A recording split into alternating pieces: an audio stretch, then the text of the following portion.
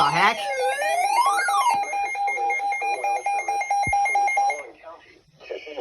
California.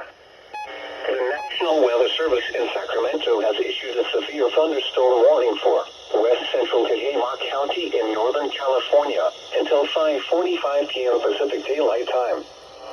At 4:56 p.m. Pacific Daylight Time, a severe thunderstorm was located 9 miles west of Saddle Camp, or 15 miles south of the Olive Valley District RS, moving southeast at 5 miles per hour.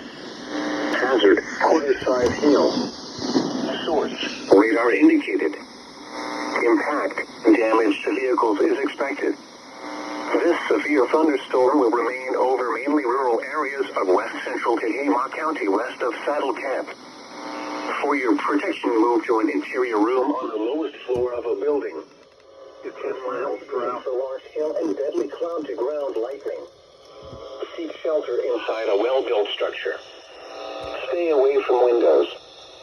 Repeating, a severe thunderstorm warning has been issued until 5:45 p.m. Pacific Daylight Time for the following county: Tehama, California.